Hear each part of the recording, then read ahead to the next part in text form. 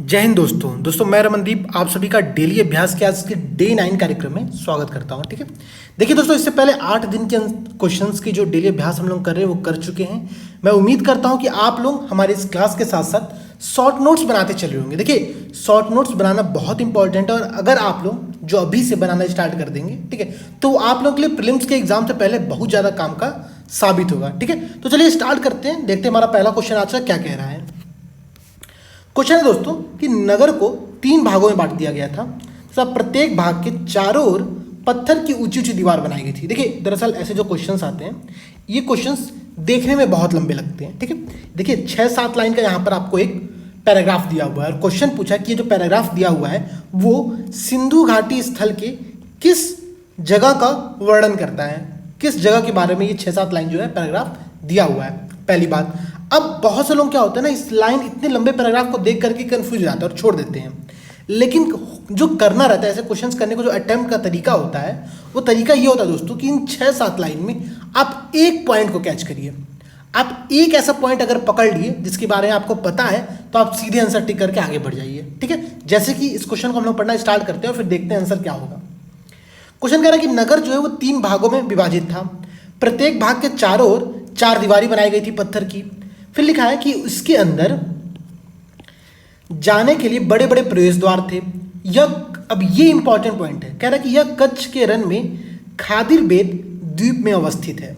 यही वह Q point है दोस्तों, यही वह बिंदु है जिसको आप लोग जैसे ही पकड़ लेंगे आप लोग इसका आंसर तुरंत कमेंट सेक्शन में दे देंगे। ठीक है, चलिए अभी आगे पढ़ लेते हैं, क्वेश्चन पूरा पढ़ लेते हैं। कह रहा कि यह स्थल निर्माण कार्यों में व्यापक स्तर पर पत्थर के उपयोग को दर्शाता है। यह अद्वितीय खोज यह है कि यहाँ हड़प्पाई लिपि के बड़े बड़े अक्षरों को श्वेत पत्थरों पर खुदा पाया गया। अब कह रहा कि इन अभिलेखों को संभवतः लकड़ी में जड़ा गया था। अब देखिए, ये पूरे पैराग्राफ में आपको बस एक पॉइंट पकड़नी है दोस्तों कि कच्छ के रन में जो खादिर बेद द्वीप है वहां पर सिंधु घाटी सभ्यता का कौन सा स्थल पाया गया था। अगर आपको ये बात पता है आप आंसर टिक कर देंगे और आगे बढ़ जाएंगे। ठीक है, मैं उम्मीद करता हूं कि बहुत से लोगों ने अभी तक धौलावीरा का आंसर दे दिया होगा।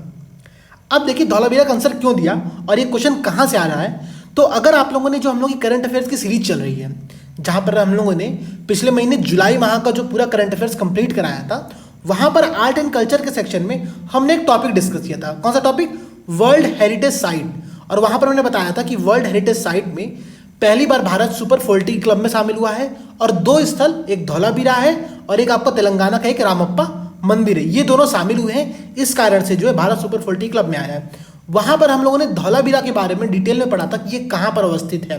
मैंने आप लोगों को बताया था कि कच्छ के रन, जो गुजरात का कच्छ का रन है, वहां पर खादिर द्वीप पर यह लोकेशन अवस्थित है और इसकी खोज जो है दोस्तों, अब ये एक इंपॉर्टेंट क्वेश्चन है और ये मैं आप लोगों से कमेंट सेक्शन में आंसर करने को कह रहा हूं। ठीक है, पहला क्वेश्चन आज का आप लोगों के लिए ध्यान से नोट करिएगा। हम लोग कुछ क्वेश्चंस पूरे 10 क्वेश्चन डिस्कस करते करते 10 क्वेश्चन 3-4 क्वेश्चन मैं आप लोगों से पूछूंगा, उसका आंसर आप लोग वीडियो खत्म होने के बाद प्रॉपर कमेंट सेक्शन में मैसेज टाइप करके दीजिएगा। ठीक है, पहला क्वेश्चन ये दोस्तों कि धौलावीरा की जो खोज है वो सबसे पहले किस व्यक्ति ने की थी। ठीक है, आप लोगों को ये बताना है कि धौलावीरा की खोज सबसे पहले किस व्यक्ति ने की थी। ठीक है, ये आपका पहला क्वेश्चन आज का। तो इसका आंसर आप लोगों को समझ में आ गया। ऐसे क्वेश्चन को कैसे अटेम्प्ट करना ये आप लोगों को समझ में आ गया होगा, या मैं उम्मीद कर रहा हूं। ठीक है, आगे बढ़ते हैं। अगला क्वेश्चन देखिए क्या कह रहा है। ये भी थोड़ा आर्ट एंड कल्चर से ही क्वेश्चन उठाया गया और क्वेश्चन बड़ा अच्छा है। ठीक है, और बहुत बार ऐसे क्वेश्चन आते हैं। क्वेश्चन क्या कह रहा है कि भारत के आर्थिक इतिहास में, ठीक है, भारत का जो economic history of the India है उसमें 3 टर्म का यहाँ पे नाम लिखा है। एक लिखा है मान्य, एक अमर और एक भंडारवाद। कह रहा है कि मान्य, अमर या भंडारवाद, ये जो 3 शब्द हैं वो भारत के जो इकोनॉमिक हिस्ट्री है उसमें से किससे संबंधित है, किस टॉपिक से, किस इशू से, किस विषय से ये तीनों टर्म संबंधित है, ये आप लोगों को बताना है। आप लोगों के सामने देखिए 4 विकल्प हैं। पहला विकल्प क्या है दोस्तों? लिखा है कि राष्ट्रकूट शासनकाल के दौरान महत्वपूर्ण व्यापारिक केंद्र है ये। दूसरा कह रहा है कि विजयनगर साम्राज्य के दौरान भूधारण पद्धति है। गुप्त काल के दौरान विद्यमान साहूकारों की श्रेणियां हैं और शेर शाह के शासनकाल के दौरान निर्मित सड़क नेटवर्क के प्रकारों से। कह रहा है कि मान्य, अमर या भंडारवाद इन चारों में से किसको रिप्रेजेंट करता है, किसके बारे में बताता है। तो अब अगर मैं आपको सही से बताऊं, इसका आंसर बताऊं, तो देखिए विजयनगर साम्राज्य जो था, ठीक है, विजयनगर साम्राज्य में भू धारण करने की, जमीन को धारण करने की 3 प्रकार की पद्धतियां थी। ठीक है, कौन कौन सी? तो अमर, भंडारवाद और मान्या। अब ये अमर, भंडारवाद और मान्या है क्या एग्जैक्टली अगर मैं आपको बताऊं तो देखिए जो भंडारवाद थी ये भंडारवाद जो लिखा हुआ है, ये जमीन का वह हिस्सा था जो कि राजकीय नियंत्रण में था, ठीक है, राजकीय भूमि थी और यह पूरे परसेंटेज में, सभी भूमियों के परसेंटेज में सबसे कम होती थी। इसका जो आय आता था, इससे जो इनकम मिलती थी, जैसे कि इस भूमि से जो भी टैक्स वसूला जाता था, वो सारा टैक्स जो विजयनगर के किले थे, जो राजकीय किले थे सारे, उनके रख रखाव के लिए खर्चा किया जाता था, ठीक है। ये हो गया भंडारवाद के बारे में। अब मान्य क्या था? तो मान्य वे जमीन थी जो कि कर मुक्त थी और इनसे जो भी मतलब आय प्राप्त होती थी उसका जो उपयोग होता था वो ब्राह्मण, मंदिर और मठ थे उस टाइम पर, उनके रखरखाव के लिए किया जाता था, ठीक है। तो हमने देखा कि भंडारवाद, मान्य, ये दोनों चीज क्या है। अब बचा आपका अमर। अमर क्या है? तो अमर आप लोगों ने सुना होगा, अमर नायक, ठीक है। विजयनगर शासकों में अमर नायक नाम के 2 पद होते थे, ठीक है। तो ये अमर गांव उन्हीं लोगों को दिया जाता था। अगर आप लोग अमर नायक के बारे में आप लोगों को पता होगा तो आप लोग यहाँ से आंसर भी बता सकते थे कि अमर क्या होता है, तो अमर नायक क्या होता होगा, ठीक है। तो ये हो गया आपका भंडारवाद, मान्य और अमर के बारे में। जिनको अमर नायक नहीं पता है क्या होता है, गूगल सर्च करिए, पढ़िए, तुरंत इस टॉपिक को खत्म करिए, ठीक है। ऐसे ही अप्रोच को हमको आगे पूरे अभी से लेकर के प्रीलिम्स एग्जाम तक फॉलो करना होगा, ठीक है। तो इसका आंसर क्या हो गया दोस्तों कि विजयनगर साम्राज्य के दौरान भूधारण की जो पद्धतियां थी उसके बारे में यहां बता रहा है, कह रहा है कि जो लैंड टेन्योर सिस्टम था विजयनगर साम्राज्य में, उसके बारे में मान्य, अमर और भंडारवाद, ये 3 नाम फेमस हैं। इन तीनों के हमने डिटेल में पढ़ लिया कि तीनों वास्तव में क्या होते थे, ठीक है। चलिए अगला क्वेश्चन देखिए दोस्तों, क्या है हमारा अगला क्वेश्चन है कि एक साइंस एंड टेक का बेसिक सा क्वेश्चन है, अच्छा क्वेश्चन है। इसको आप लोग कमेंट सेक्शन में बताइएगा, मैं पढ़ दे रहा हूं। क्या है क्वेश्चन? है कि जब एक पक्षी हाई टेंशन की विद्युत तार पर बैठा होता है तो विद्युत आघात से उसकी मृत्यु क्यों नहीं होती है? Why does not a bird get क्या लिखा है? Electrocuted when it is sitting on a high tension electric wire. देखिए इंग्लिश थोड़ी हम लोग की कमजोर है, तो इस पर आप लोग हंसना नहीं है, ठीक है, बिल्कुल हंसना नहीं है, और मतलब ट्रम्प साहब से तो अच्छी ही होगी। चलिए देखते हैं, यहाँ पर 4 स्टेटमेंट दिया हुआ है। क्या कह रहा है? पहला स्टेटमेंट, प्रत्यावर्ती धारा सेकंड के एक छोटे से अंश के लिए आघात उत्पन्न करती है जिसे पक्षी द्वारा अनुभव नहीं किया जाता, अनुभव नहीं किया जाता है। प्रत्यावर्ती धारा क्या होती है? तो अल्टरनेटिंग करंट की बात कर रहा है। एसी करंट जो होती है, देखिए 2 प्रकार की करंट होती है, एसी करंट, डीसी करंट। मैं बेसिक साइंस नहीं पढ़ाने जा रहा हूं यहां पर, लेकिन आपको बस समझा दे रहा हूं कि अल्टरनेटिंग करंट वो करंट होती है जो हम लोग अपने घरों में यूज कर रहे होते हैं, ठीक है। कह रहा है कि अल्टरनेटिंग करंट सेकंड के एक छोटे से अंश के लिए आघात उत्पन्न करती है जिसे पक्षी द्वारा अनुभव नहीं किया जाता है, ठीक है। अब समझिएगा अगला स्टेटमेंट क्या कह रहा है कि पक्षियों के पंजे समान विद्युत विभव पर होते हैं, अर्थात जो पक्षी के पंजे होते हैं, देखिए मैं एक डायग्राम बना रहा हूं, समझिएगा। मानिए ये एक इलेक्ट्रिसिटी का तार है, बिजली का तार है जो 2 पोल के बीच में जा रहा है। अब यहां पर आपकी ये पक्षी बैठी हुई है, ठीक है। ये जो उसके 2 पैर हैं वो दोनों पैर सेम तार पर हैं, सेम वायर पर दोनों पैर उसने रखा हुआ है। अब देखिए चूंकि यह जो वायर है ये बहुत अच्छा कंडक्टर माना जाता है, तभी इसका हम लोग प्रयोग करते हैं इलेक्ट्रिसिटी में, इलेक्ट्रिसिटी को ट्रांसफर करने में। अगर नहीं होता अच्छा कंडक्टर तो ये बहुत ज़्यादा रेजिस्टेंस के कारण से विद्युत का लॉस करता है, ठीक है, ऊर्जा का लॉस करता है, इसलिए हम लोग अच्छा कंडक्टर यूज करते हैं, मैं मान के चल रहा हूँ। अब चूंकि अच्छा कंडक्टर है तो इतने कम डिस्टेंस के लिए ये जो छोटा सा डिस्टेंस है इसमें जो पोटेंशियल डिफरेंस आ रहा होगा वो बहुत कम होगा। और आप लोगों को पता होगा जब तक पोटेंशियल डिफरेंस नहीं होता है तब तक करंट नहीं लगता है हम लोगों को, ठीक है। यही होता है कि हम लोग नंगे पर जब जमीन पर खड़े होते हैं तो हमारा जो पैर होता है वो 0 पोटेंशियल पर हो जाता है, और अगर हमको इलेक्ट्रिसिटी का हम लोग को शॉक लगता है तो हाई पोटेंशियल से लो पोटेंशियल होते हुए हमारे शरीर से करंट फ्लो करती है। इसी कारण से कहा था कि नंगे पैर से हम लोग को किसी भी विद्युत तार को नहीं छूना चाहिए, पहली बात। अच्छा, बी स्टेटमेंट ये हो गया। सी कह रहा है कि विद्युत तारों की तुलना में पक्षियों का शरीर विद्युत का कुचालक होता है, ठीक है, कुचालक होता है। कह रहा है कि पक्षियों का शरीर किसके कंपैरिजन में? तो विद्युत तार के कंपैरिजन में, ठीक है। और डी वाला विकल्प दिया है दोस्तों कि बी और सी दोनों कथन यहां पर सही है, ठीक है। अब देखिए ऐसे क्वेश्चंस को अटेम्प्ट करने का एक मैं तरीका बता रहा हूं जहां पर ऐसे विकल्प आते हैं कि विकल्प बी और सी दोनों सही है। ऐसे विकल्प जब आते हैं आपके सामने एक बार जरूर इस विकल्प पर थोड़ा सा विचार कर लीजिएगा, मतलब आप 10 सेकंड ज्यादा दीजिएगा सिर्फ इस विकल्प पर कि क्या यह वाला ऑप्शन सही हो सकता है कि नहीं सही हो सकता है, ठीक है। अच्छा, अब यहां पर दे रहा है कि बी और सी दोनों सही है, तो बी कह रहा है कि पक्षी के पंजे समान विद्युत विभव पर होते हैं, समान पोटेंशियल पर होते हैं, इलेक्ट्रिक पोटेंशियल पर। अभी मैंने वो एक्सप्लेन कर दिया कि ये यहाँ पर जो मैंने एक्सप्लेन किया कि जो तार होती है उनके बीच का उस पक्षी के बीच में जो दोनों पैर के बीच में जो डिस्टेंस होता है बहुत कम होता है, इसलिए इलेक्ट्रिक पोटेंशियल का जो डिफरेंस होगा वो बहुत कम होगा, इस वजह से करंट फ्लो नहीं करेगा। तो बी वाला स्टेटमेंट तो सही हुआ। सी वाला स्टेटमेंट भी सही हुआ, क्यों? क्योंकि हमने अभी वही डिस्कस किया कि जो वायर है इलेक्ट्रिसिटी का, उसको हम लोग बहुत अच्छा कंडक्टर मानते हैं, और जो पक्षी का शरीर होगा उसको हम लोग अच्छा कंडक्टर नहीं मानेंगे। तब क्या होता है कि जो वायर, जो इलेक्ट्रिसिटी होती है वो वायर से होकर के क्रॉस करेगी, न कि पक्षी के शरीर से होकर क्रॉस करेगी। ठीक है, यही कारण है कि बी और सी दोनों कथन यहाँ पर सही होंगे। इसका आंसर क्या होगा? डी वाला। ठीक है, ये बात आप लोग ध्यान समझिएगा। साइंस एंड टेक की जो बेसिक क्वेश्चन है, बेसिक अंडरस्टैंडिंग, उसको तैयार करिए। ऐसे क्वेश्चंस आने की संभावना जो बढ़ रही है। इस साल भी एक दो अच्छे क्वेश्चंस आए थे साइंस एंड टेक के, इसलिए मैं आप लोगों को बार बार ये तैयार करने को कह रहा हूं। ठीक है, चलिए अगला क्वेश्चन देखिए दोस्तों, क्या कह रहा है कि विविध छोटे ढालों युक्त शुष्क और अर्धशुष्क क्षेत्र का एक विस्तृत नलिका युक्त और बंजर क्षेत्र। अच्छा, ये एक कमेंट किया हुआ है किसी जगह के बारे में, और कह रहा है कि निम्नलिखित में से चार जो ऑप्शन दिए हैं आप लोगों के सामने, बैथोलित, उत्खात भूमि, बजादा और बैसल स्लिप, कह रहा है कि इन चारों में से किसके बारे में ये कथन सत्य है। ठीक है, यहां पर आप लोग को वही फिर से करना है, क्या? एक कीवर्ड को पकड़ना है। देखिए कीवर्ड क्या था, मैं फिर समझाता हूं। कीवर्ड था आप लोगों के लिए यहां पर बंजर क्षेत्र। ठीक है, बंजर क्षेत्र कीवर्ड को तुरंत कैच करिए। चारों विकल्प देखिए। पहला कह रहा है बैथोलित। अच्छा, बैथोलित क्या होता है? तो अगर आप लोगों ने ज्योग्राफी की बेसिक क्लासें पढ़ी होंगी, वहां पर आप लोगों ने पढ़ा होगा जो पृथ्वी के अंदर भूपरपट्टी के नीचे मैग्मा होता है, वो कई बार बाहर निकलता है तो कई प्रकार की आकृतियां बनाता है, स्थलाकृतियां बनाता है, जैसे कि बैथोलित हुआ, लेकोलित हुआ। ठीक है, डाइक बनता है, वहां पर लंबी ऊर्ध्वाधर दीवारें बनती हैं। ठीक है, तो ऐसी जो स्थलाकृतियां बनती है वो मैग्मा के कारण बनती है, उसका बंजर क्षेत्र होने से कोई संबंध नहीं है। ठीक है, तो पहला विकल्प यहां पर आपका गलत हो गया। सेकंड है उत्खात भूमि। उत्खात भूमि क्या होता है? तो बैडलैंड की बात करते हैं हम लोग। भारत में सबसे फेमस बैडलैंड कौन सा है? चंबल की घाटी। ठीक है, वहां पर हम लोग सुनते हैं ना कि बाहर अच्छे खासे जो है गुंडे रहते हैं, ठीक है, डाकू रहते हैं वहां पर। तो जो चंबल घाटी है दोस्तों, वो सबसे बड़ी बीहड़ और उत्खात भूमि के अंतर्गत आता है, बैडलैंड के अंतर्गत आता है। ठीक है, और वो बंजर क्षेत्र है, इसी कारण से वो डाकुओं का एक अच्छा खासा रीजन भी बना हुआ था, अभी तो नहीं रह गया है। ठीक है, अब बस उस पर मूवी बनती है, बाकी कुछ नहीं है वहां पर। तो आप लोग देख सकते हैं दोस्तों कि जो बंजर क्षेत्र है वो उत्खात भूमि को रिप्रेजेंट करता है। ठीक है, बैडलैंड को रिप्रेजेंट करता है।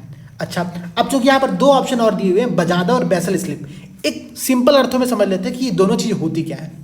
दरअसल जो बजादा होता है दोस्तों, बजादा या फिर इसको हम लोग बहाड़ा भी कहते हैं। देखिए यहाँ पर स्पेलिंग लिखिए BAJAD, लेकिन इसकी एक स्पेलिंग ये भी होती है। ठीक है, ये ध्यान समझिएगा, बहाड़ा।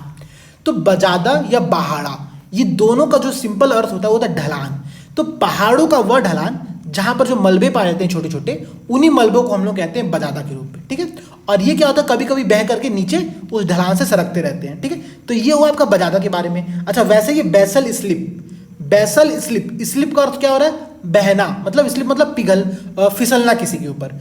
तो हिम के जो नीचे पिघलने वाला जो तल होता है उसको हम लोग कहते हैं बेसल स्लिप। तो ये जो चार स्थलाकृतियों के बारे में यहाँ पर दिया हुआ था, ज्योग्राफी का बेसिक स्थलाकृतियों के बारे में दिया है। एनसीईआरटी आप खोलेंगे 11th की जो फिजिकल ज्योग्राफी की एनसीईआरटी दी हुई है, वहां पर आप लोग देखिए तो चारों स्थलाकृतियों के बारे में डिटेल्ड में समझाया हुआ है। इसलिए कहा जाता है कि एनसीईआरटी आप लोगों को अच्छे से रिवाइज करनी है। और मैं बताऊं, प्रीलिम्स के लिए ज्योग्राफी की एनसीईआरटी तो बेहद इंपॉर्टेंट है, फिजिकल ज्योग्राफी तो आप लोग वास्तव में जरूर पढ़िएगा। ठीक है, चलिए अगला क्वेश्चन देखिए दोस्तों, क्या कह रहा है। अगला क्वेश्चन है आपका, निम्नलिखित आंदोलनों में से किसने कांग्रेस के भीतर विचाराधारात्मक मतभेदों में योगदान किया? अर्थात कांग्रेस के भीतर जो आइडियोलॉजिकल डिफरेंस था उसको बढ़ाने में योगदान दिया किस आंदोलन ने, जिसके परिणाम स्वरूप परिवर्तन विरोधियों और परिवर्तनवादियों का उद्भव हुआ? ठीक है, देखिए परिवर्तन विरोधी क्या हो गए? तो परिवर्तन विरोधी आपके हो गए नो चेंजर। ठीक है, देखिए यहां पर लिखा होगा, ये लिखा है नो चेंजर और प्रो चेंजर। ठीक है, तो आप लोग को यह बताना दोस्तों कि चार आंदोलन दिए हुए, कौन कौन से? होम रूल लीग, स्वदेशी, असहयोग और सविनय अवज्ञा। कह रहा कि इन चारों आंदोलन में से किस आंदोलन के परिणाम स्वरूप कांग्रेस में आइडियोलॉजिकल डिफरेंस क्रिएट हुआ, जिसके कारण प्रो चेंजर और नो चेंजर के मध्य विभाजन देखने को मिला? ठीक है, मैं समझाता हूं। देखिए हुआ क्या, गांधी जी की जो रणनीति थी, संघर्ष विराम और संघर्ष की रणनीति, उसके बाद क्या होता है कि असहयोग आंदोलन के बाद जब गांधी जी गिरफ्तार हो जाते हैं तो उन्होंने कहा, गांधी जी ने, कि असहयोग आंदोलन को आप लोग वापस ले लीजिए। अच्छा, जैसे ही आंदोलन वापस हुआ तो अब जो राष्ट्रवादी समुदाय था, ठीक है, देखिए समझिए समस्या क्या होती है, वो एक ऐसा समय था जब बहुत से छात्र, युवा, ठीक है, बहुत से लोग अपनी जॉब छोड़ करके इस आंदोलन में शामिल हो रहे थे। लेकिन जैसे ही आंदोलन समाप्त कर दिया गांधी जी ने, बिना परिणाम को प्राप्त हुए, तो उन लोगों के मन में कुछ समझ में नहीं आया कि अब हम क्या करें, आगे हमारी क्या रणनीति हो, वो हमको समझ में नहीं आया। तो इसी बात को ध्यान में रखते हुए दो गुट बने, एक बना प्रो चेंजर। प्रो चेंजर में कौन कौन थे, तो जैसे मोतीलाल नेहरू, ठीक है, CR दास, इन लोगों ने ये कहा कि देखिए अब चूंकि जो पॉलिटिक्स है, ठीक है, उस पॉलिटिक्स में एक निर्वात क्रिएट हुआ है, तो जो स्वराजवादी थे, इन्हीं को प्रो चेंजर्स को स्वराजवादी भी कहा जाता था। इन्होंने कहा कि जो अस्थायी राजनीतिक निर्वात बना है गांधी जी के आंदोलन को वापस लेने के बाद, जो वैक्यूम क्रिएट हुआ है उसको भरने के लिए हम लोगों को अब जो विधान परिषद है उसमें शामिल होना चाहिए और वहां जाकर के ब्रिटिश गवर्नमेंट में खलल डालनी चाहिए, अपनी बात को रखना चाहिए। ये प्रो चेंजर का कहना था। लेकिन नो चेंजर कौन थे, नो चेंजर में आपके हुए वल्लभ भाई पटेल, राजेंद्र प्रसाद, सी राजगोपालाचारी, इन लोगों ने ये कहा कि नहीं, हमको अभी ये सब चीज़ नहीं करनी चाहिए, हमको जो गांधी जी कह रहे हैं चुपचाप वो करते रहना चाहिए, मतलब गांधी जी के पीछे पीछे बस लगे रहो, इनका ये कहना था नो चेंजर्स का, ठीक है। अब ये प्रो चेंजर और नो चेंजर में जो बंटवारा होता है उसके बाद क्या होता है कि प्रो चेंजर जो रहते हैं वो अपनी एक पार्टी बनाते हैं। पार्टी का नाम रखता है उनका कांग्रेस खिलाफत, ऐसे कुछ पार्टी रहती है, एक सेकंड में बताने दीजिए, खिलाफत स्वराजवादी पार्टी, पार्टी का नाम था कांग्रेस खिलाफत स्वराज पार्टी, ठीक है। ये पार्टी बनाया प्रो चेंजर्स के द्वारा। अब समझिएगा दोस्तों, ये जो पार्टी बनी इसी के कारण से इन लोगों को स्वराजवादी भी कहा जाता है, ठीक है। तो ये आपका कॉन्सेप्ट हुआ प्रो चेंजर और नो चेंजर का, ये हुआ था असहयोग आंदोलन के बाद में, ठीक है। तो ये बात आप लोग ध्यान में रखिएगा। ये पूरा कॉन्सेप्ट हिस्ट्री का बेसिक कॉन्सेप्ट है, पढ़िएगा। इसके साथ साथ एक क्वेश्चन और बनता है मेंस के पॉइंट ऑफ व्यू से, समझिए ध्यान से। मेंस में ऐसा प्रश्न आप लोगों के सामने आ सकता है कि यह बताइए कि प्रो चेंजर और नो चेंजर में ऐसे कौन कौन से मुद्दे थे, कौन कौन से विषय थे जहां पर ये दोनों वर्ग एक मत था, अर्थात दोनों अपने अपने मतलब दोनों एक समान विचार को फॉलो कर रहे थे, ठीक है।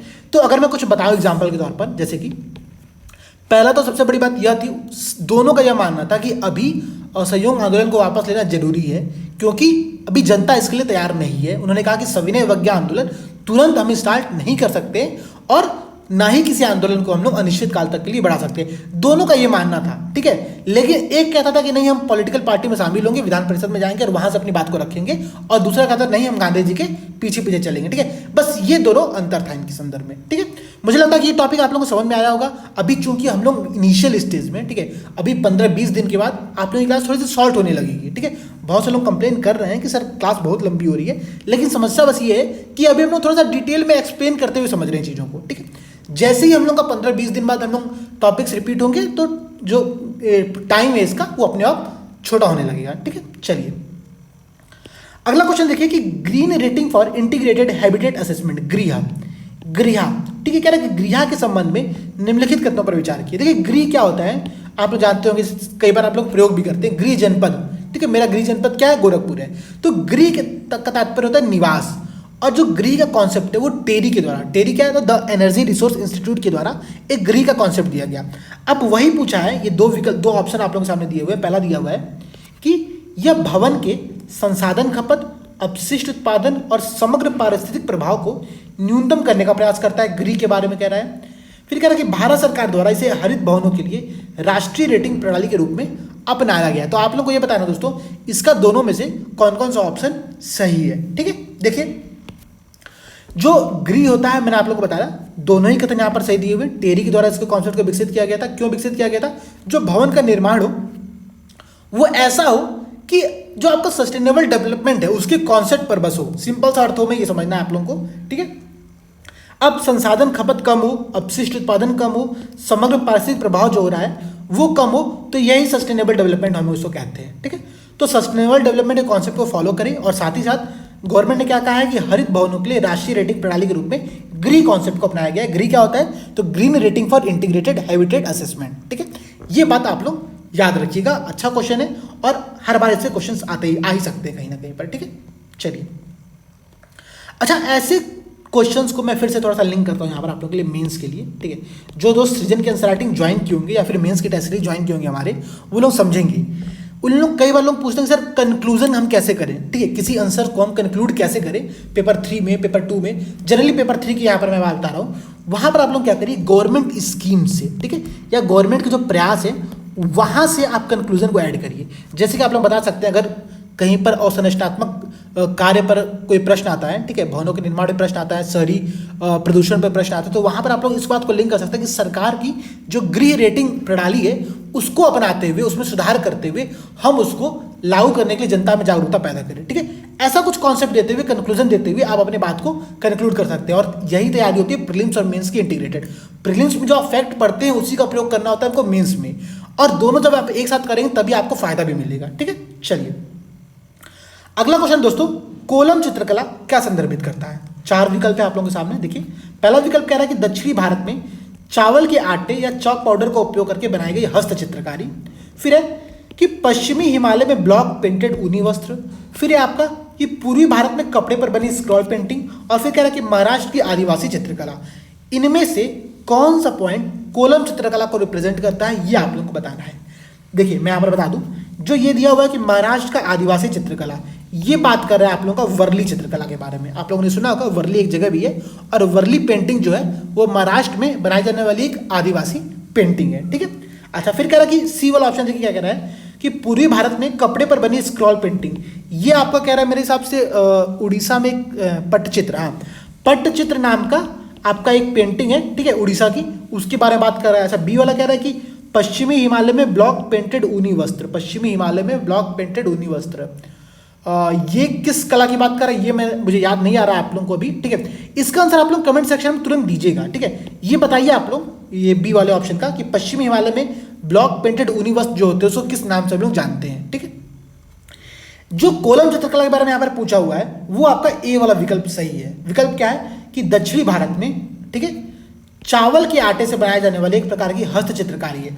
हस्त चित्रकारी को आप ऐसे समझिए, जो यूपी के दोस्त होंगे वो समझते होंगे दिवाली में रंगोली बनाई होगी। अभी आप लोगों का जो दिवाली त्यौहार था उसमें बहुत से लोगों ने अपने घर में रंगोली बनाई होगी।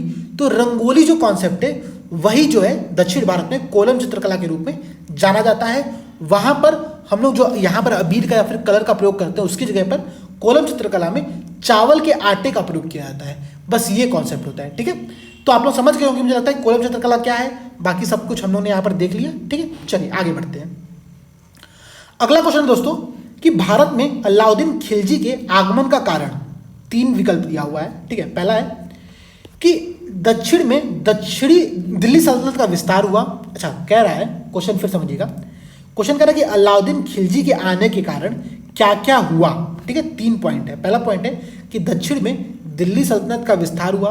फिर है कि टोकन मुद्रा की शुरुआत हुई। और फिर कह रहा है कि भारत में गुलाम वंश की स्थापना हुई। आप लोग को यह बताना दोस्तों कि अलाउद्दीन खिलजी के आने के साथ साथ इन तीनों में से कौन सी घटना घटी। ठीक है, देखिएगा, ध्यान समझिएगा।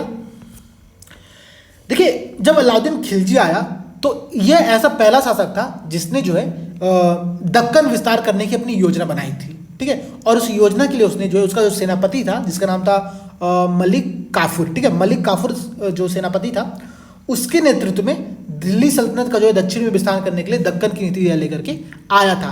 तो पहला स्टेटमेंट तो यहाँ पर सही होगा। सेकंड कह रहा है कि टोकन मुद्रा की शुरुआत।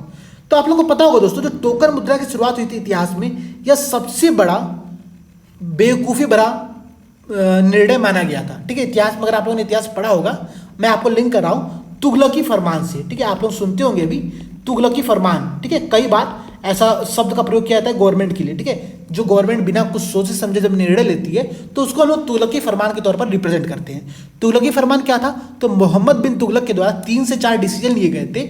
उन डिसीजनों में एक डिसीजन था कि टोकन मुद्रा का प्रयोग प्रारंभ किया जाएगा और सोने और चांदी के जो सिक्के थे उसको हटा करके तांबे और पीतल के सिक्के को स्टार्ट किया था। ठीक है, तो जो इसकी शुरुआत थी वो मोहम्मद बिन तुगलक ने की थी, उसका अलाउद्दीन खिलजी से कोई संबंध नहीं था। ठीक है, पहली बात। तो सेकंड स्टेटमेंट तो नहीं होगा। ठीक है, अच्छा थर्ड कह रहा है कि भारत में गुलाम वंश की स्थापना। तो आप लोग जानते हैं जो गुलाम वंश की स्थापना थी वो कुतुबुद्दीन ऐबक के द्वारा की गई थी। तो इसका मुझे लगता नहीं है कि इससे कुछ रिलेशन होगा। ठीक है, और खिलजी वंश तो मुझे लगता है इसके बाद आया था। ठीक है, तो ये बात आप लोग समझिएगा। जो वंश होते हैं भारत जो दिल्ली में जितने वंश थे उनको आप ऐसे याद कर सकते हैं, गुलाम, खिलजी, ठीक है, जीके, तुगलक, सैयद, लोधी, सीरी। ठीक है, जीके, TSLS, ऐसे करके आप लोग सारे वंश को याद रख सकते हैं। तो गुलाम के बाद जो है वो खिलजी आया था। ठीक है, तो गुलाम का खिलजी से कोई संबंध नहीं था यहाँ पर। तो मुझे लगता है कि सिर्फ पहला यहाँ पर विकल्प सही होगा। इसका आंसर क्या हो गया? सी वाला। ठीक है, चलिए आगे देखते हैं हमारा अगला प्रश्न क्या कह रहा है। क्वेश्चन है दोस्तों कि हाल ही में कुसुम योजना निम्नलिखित में से किसके लिए प्रारंभ की गई? कुसुम योजना, अच्छा ये स्कीम के बारे में मैंने डिस्कस किया हुआ है कि इसमें जुलाई मंथ का जो करंट अफेयर्स था वहाँ पर जब हम लोग स्कीम्स वाला पोर्शन डिस्कस कर रहे थे वहाँ पर मैंने कुसुम योजना के बारे में बताया था, ठीक है। अगर वहाँ पर जिन दोस्तों ने पढ़ा होगा उनको इस क्वेश्चन को अटेम्प्ट करने में आसानी होगी। देखिए क्वेश्चन क्या कह रहा है, कुसुम योजना के संदर्भ में 4 विकल्प है। पहला कि सौर कृषि के लिए किसानों को प्रोत्साहित करने के लिए, दरअसल यही विकल्प सही है, तो यहाँ पर मैं टिक कर दे रहा हूँ, ठीक है, क्योंकि इस टॉपिक पर मैंने डिस्कस किया हुआ है वहाँ पर, तो यहाँ पर फिर से डिस्कस करने का कोई मतलब नहीं है। कुसुम स्कीम क्या है, तो ये है आपका किसान ऊर्जा सुरक्षा एवं उत्थान महाअभियान, ठीक है। ये इसका फुल फॉर्म है, किसान ऊर्जा सुरक्षा उत्थान महाअभियान। और ये जो है दरअसल जो किसानों की बंजर भूमि है वहां पर सौर परियोजनाओं को विकसित करने के लिए सोलर फार्मिंग का एक कॉन्सेप्ट है, ठीक है। सोलर फार्मिंग का कॉन्सेप्ट है, बस ये ध्यान रखिए, कुसुम स्कीम से आप लोग समझ जाएंगे, ठीक है। चलिए अगला क्वेश्चन दोस्तों कि राष्ट्रीय उद्यानों का निम्नलिखित में से कौन सा युग्म भारत के सबसे पश्चिमी और सबसे पूर्वी भागों में अवस्थित है, ठीक है। सबसे पश्चिम और सबसे पूर्वी भाग में कौन सा राष्ट्रीय उद्यान है, ये प्रश्न पूछा हुआ है, ठीक है। अच्छा देख लेते हैं हम लोग एक बार। कह रहा है कि Ranthambore, Orang, desert national park, Sundarban, Gir, कैबिल मलाम जाओ, मरीन और नामदफा। कह रहा है कि इन चारों में से कौन से नेशनल पार्क कहाँ पर मतलब सबसे पश्चिम में और सबसे पूर्व में अवस्थित है, ये बताना है। सबसे पहली बात मैं यहाँ पर आप लोगों से फिर से कहूँगा, ये जितने भी यहाँ पर नेशनल पार्क के नाम दिया हुआ है ये किस किस स्टेट में अवस्थित है, तुरंत गूगल करिए, याद करिए, ठीक है। तुरंत गूगल करके याद करिए क्योंकि इंपॉर्टेंट है और ऐसे ही याद होंगी सारी चीज़ें आपको, ठीक है। आप एक बार में नहीं याद कर पाएंगे तो इस बात को आप तुरंत याद करिए, ठीक है। अच्छा देखिए एक आपका दिया हुआ है यहाँ पर जो डी वाला विकल्प है, मैं फिर से पढ़ता हूँ, मरीन नेशनल पार्क और नामदफा। दरअसल इसका सही आंसर यही है, ठीक है। मैं एक बार आप लोगों को गूगल मैप पे दिखाता भी हूँ, ठीक है। मेरे पास गूगल मैप होगा अभी प्रेजेंट टाइम में, रुकिए, हाँ यहाँ पर आप लोग देखिए दोस्तों, और ऐसे ही हम लोग को तरीका फॉलो भी करना है, ठीक है। यहाँ पर मैंने सर्च किया भी था दरअसल, मरीन नेशनल पार्क देखिए ये रहा आपका, कहाँ पर अवस्थित है ये पर देखिए, ये आपका जो आपका गुजरात का सबसे वेस्टर्न पोर्शन है, ठीक है। यहाँ पर आप लोग देख रहे होंगे ये छोटा सा यहाँ पर गल्फ ऑफ कच्छ में जो है अवस्थित है, ठीक है। तो ये आप लोग देख सकते हैं मरीन नेशनल पार्क के बारे में। ये भारत का सबसे पहला नेशनल पार्क था, ठीक है। एक बार ये आप लोग चेक कर लीजिएगा इस बारे में, ठीक है। नहीं, सबसे पहला समुद्री नेशनल पार्क था ये, हाँ मरीन नेशनल पार्क जो है वो सबसे पहला समुद्री नेशनल पार्क था भारत का, ठीक है। तो ये देख लीजिएगा। दूसरा आपका क्या था, कौन सा पार्क था, एक सेकेंड रुकिए, नामदफा नेशनल पार्क, ठीक है। अब देखिए नामदफा नेशनल पार्क कहाँ है वो भी देख लीजिए अभी तुरंत। ये आपका जो अरुणाचल प्रदेश का जो ये वाला पोर्शन है ये आपका नामदफा नेशनल पार्क के बारे में बताता है, ठीक है। तो ये दोनों नेशनल पार्क थे, हम लोगों ने देख लिया ईस्टर्न, जो सबसे ईस्टर्न में और सबसे वेस्टर्न में दोनों नेशनल पार्क यहाँ पर आप लोगों के हो गए हैं, ठीक है। तो देखिए दोस्तों इसके साथ हम लोग का जो 10 क्वेश्चन है वो समाप्त हुआ। आप लोग बताइएगा कि पूरी सीरीज आप लोगों को समझ में आ रही है कि नहीं आ रही है। मैं अपनी तरफ से पूरी कोशिश कर रहा हूँ कि आप लोग को हर क्वेश्चन को डिटेल में समझाऊँ, ठीक है। देखिए दरअसल हो क्या रहा है ना कि अभी हम लोग जो क्वेश्चंस डिस्कस कर रहे हैं वो सिर्फ क्वेश्चन डिस्कस नहीं कर रहे हैं। आप लोगों ने देखा होगा हम लोग बेसिक से हर एक पॉइंट को डिस्कस कर रहे हैं, हर एक पोर्शन को डिस्कस कर रहे हैं। टॉपिक सिलेबस का जो भी टॉपिक वहाँ पर इंक्लूड हो रहा है क्वेश्चन में उसको हम लोग कवर करने का प्रयास कर रहे हैं, ठीक है।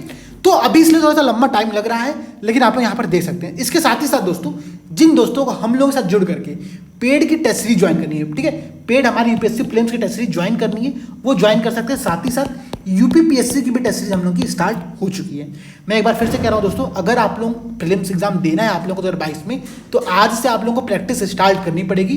बिना प्रैक्टिस के देखिए होता क्या है ना, मैं समस्या बताता हूँ। अभी कोई ज्वाइन नहीं करेगा, ठीक है। जैसे ही मार्च अप्रैल का महीना आएगा सब लोग अंधाधुंध टेस्ट सीरीज ज्वाइन करना स्टार्ट करेंगे और फिर क्या कहेंगे, सर मैंने तो टेस्ट सीरीज ज्वाइन किया था फिर भी मेरा सिलेक्शन नहीं हुआ। अगर आप रेगुलर प्रैक्टिस अभी से स्टार्ट नहीं करोगे तो समस्या तो आएगी एग्जाम में। इसलिए हम लोग कहते हैं बार बार कि आप लोग अभी से टेस्ट सीरीज ज्वाइन करिए। जिनको भी टेस्ट सीरीज ज्वाइन करना है अभी ज्वाइन कर लो, ठीक है। बाद में ज्वाइन करने का उतना फायदा नहीं होगा, ऑब्वियसली जो अभी से प्रैक्टिस करे उसके लिए फायदा नहीं होगा।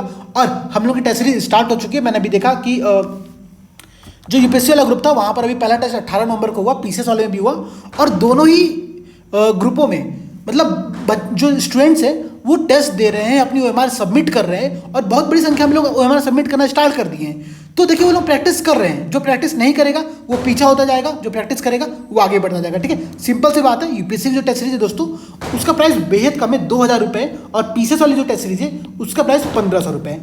तो आप लोग ज्वाइन कर सकते हैं जिनको ज्वाइन करना है। ज्वाइन करने का जो नंबर है दोस्तों, ये नंबर देखिए दिया हुआ है आप लोग के स्क्रीन पर 8840751912। यहाँ पर व्हाट्सअप मैसेज करिएगा, ठीक है।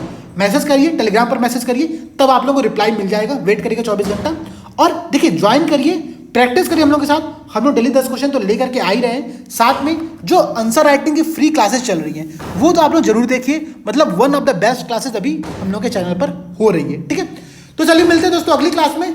जय हिंद।